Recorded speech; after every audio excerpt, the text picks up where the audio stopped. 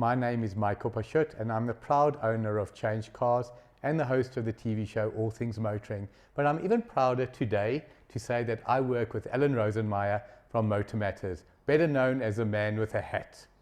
If you're looking for the best reviews on all new vehicles, Motor Matters. If you're looking for the best deals on new or used cars, changecars.co.za, where every car is sold by a 5-star rated manufacturer approved dealer.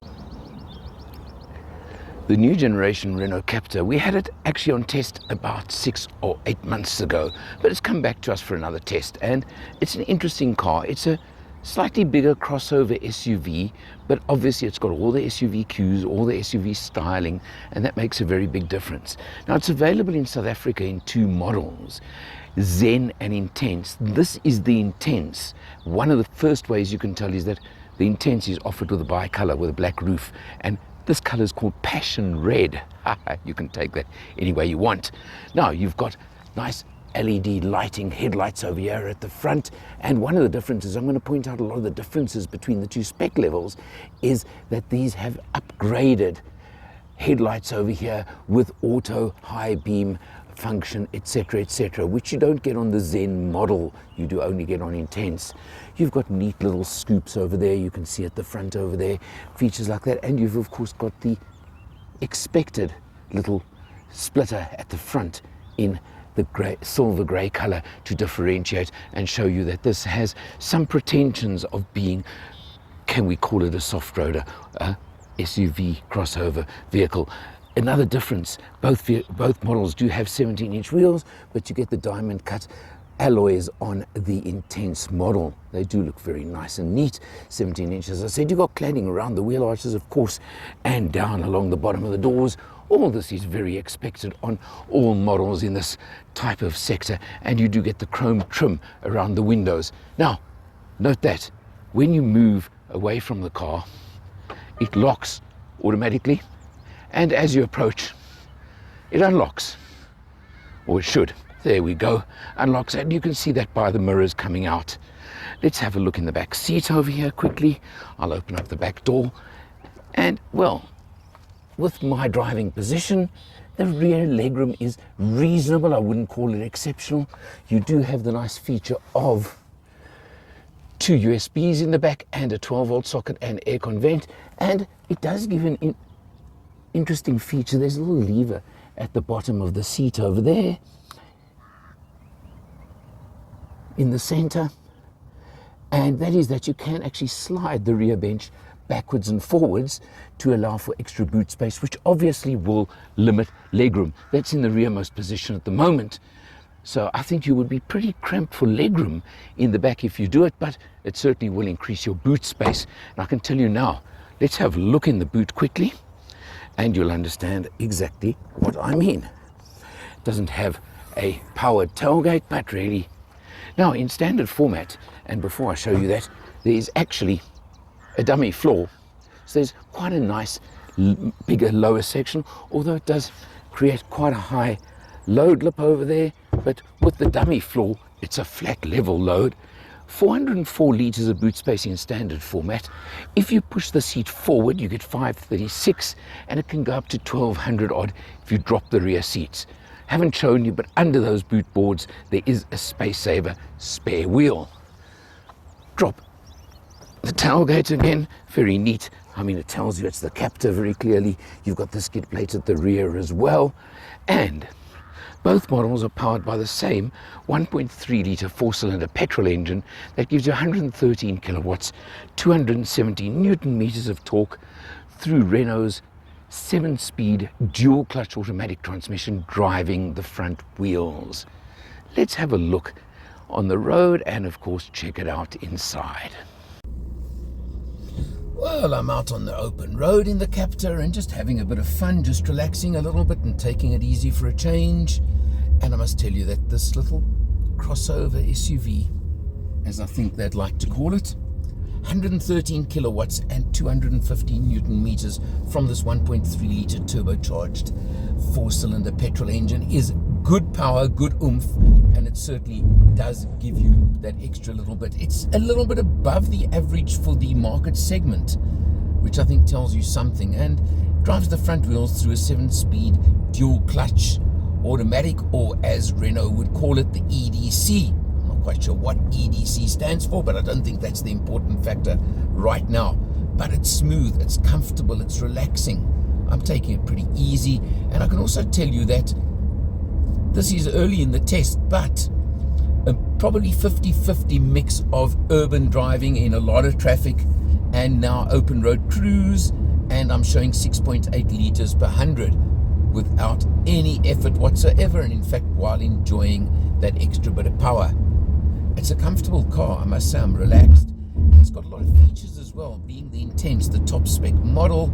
I found, for example, just now, things like a heated steering wheel. Now that's not necessarily what you're going to find in this market segment, and I think going over bumps in the road, so don't worry about those speed control bumps, but the rest of the time I think you can feel how smooth and comfortable it is.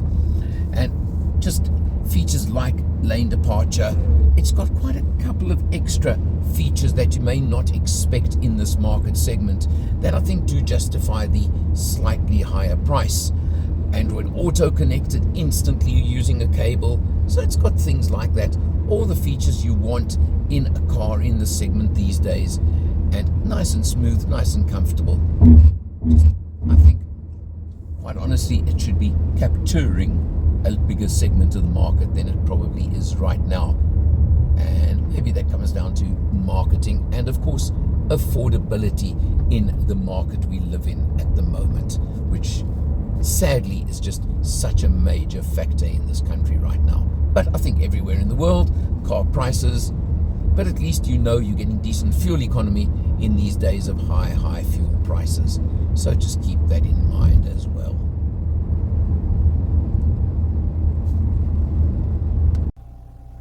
So let's start off behind the wheel as I always do and show you a couple of pertinent, very important figures. Have a look over there. 6.9 litres per 100 and 580 kilometers done, and quite a lot of urban driving, more than usual, so the open road has not been as much, so it's a really good indication of what you can expect on this car. You've got, of course, your TFT instrumentation, and you can press the button and of course show different things. I think you're pretty used to this, and you just press and there you go, vehicle systems, and then you go and tire pressure, and you can see there that you can it's got a tire pressure monitor, it's got all those sort of things you want, and as I showed you, the fuel consumption. Now on the steering wheel over here you've got your cruise control over there, and of course your sound system, phone, etc., and your trip computer functions over there, and you do even get paddles behind the steering wheel for that 7-speed EDC dual clutch transmission. Now one of the things I always comment on, and I've complained about many times on them, lots of people haven't agreed with me, is that extra stalk behind the steering wheel for your sound system, volume, etc. Well, they have modernized it, but there are little push buttons on it instead of the pulls, if that makes any sense to you, but there is a slight difference and it's a little bit nicer. But I still can't understand why, if you can answer your phone over there, why you can't have your sound system buttons on the steering wheel as well. But anyway, Renault just have decided to do it that way. Now there's a couple of very important buttons over here, because on Intense you get lane departure, and that is your lighting, and that one there also only on Intense is heated steering wheel. If you want one, you want one, but nice little extra feature, extra touch. And then also on the door over here, something that Intense gets is all 4 doors have auto up and down windows, not just push button. It's one touch auto on all 4. Again, nothing crucial, but just nice extra features that you may not necessarily expect on a car in this market of this type. So we come across to the center over here, and you've got this nice big, it's a tablet's format screen. And again, this is an interesting factor or feature I find of this car, because it's a pretty big tablet screen. But look here, built-in navigation, but look how small the navigation actually is, the map is. And for example, let me just put it into reverse for you quickly. It's got a reverse camera, it's got the lines, etc. But again, it's a very, very small picture. And I find that interesting and strange in some ways as to why they've done it. And I can't quite work it out personally. It's a decent quality camera, no 360 degree, no overhead views or anything like that, just park distance, the old-fashioned park distance, front and rear. But I just think maybe an upgrade on the camera on the top model would have been a nice touch as well. But anyway, you know, you get what you pay for, and that's how you choose your car. So now I'm just trying to see, we've gone back into normal format. Android Auto connected really nicely, really easily, and worked beautifully for me as well. Now you come down just below, and there's something I really want to show you, because this is something interesting. That button is very innocuous, and to me, it took me a while to work out what that button is, because I didn't quite know. But when you press it, you have a look over here, and look here, it brings up what Renault call multi-sense, my sense. And it's got the standard, can I call it normal mode? Because there's some multi-modes on the transmission, again, only on intense. You've got eco and sport modes as well if you want to change what you're driving, and a little bit of extra in your driving while you're driving obviously changes the mapping of the gearbox more than anything else, but it certainly does do a nice job, and it's a nice feature to have. So these are little extra touches that you can get on the car, and of course it's entirely up to you how you want to drive it. I've pretty much driven it in the MySense normal mode for virtually all of this test.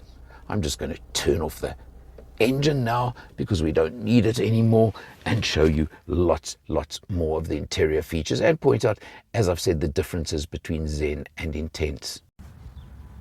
A couple of the features of both models is this pistol grip or aircraft style gear lever that they have that operates the 7-speed dual clutch auto. And interesting, it's just a push pull. Park is press of a button over there. It works nicely. And then just below there you've got the electronic parking brake, which is also only on the Intense model, and the stop start, which I'm not going to say too much about. Now you've got this floating console which has got 2 levels, and interestingly your wireless charging is on the lower level over there, which again is Intense only. But something I did notice that I found slightly awkward for myself is up above you've got 2 USBs, an auxiliary and a 12 volt, which is really nice and neat. But firstly, that area there is not quite big enough for your phone. And the charging pad is down below. So if you're using a cable, which I still prefer for Android Auto, you've got to run the cable through and round and things like that to get to the bottom. Just a little bit clumsy. And I'm not sure how you could change it, but I would prefer to change it, quite honestly. 7 airbags are standard on both models. So those are a lot of the difference. You do get height, manual seat adjustment, but height adjustment for both driver and front passenger. Overall, it's comfortable, it's smooth, you've seen it on the road, it rides really comfortably, and it certainly is an interesting choice in this crossover. So what's it going to cost? That's the question. Well, in Zen, it is 470,000 Rand, and in top spec Intense, as we've got right here, right now, it is 500,000 Rand exactly.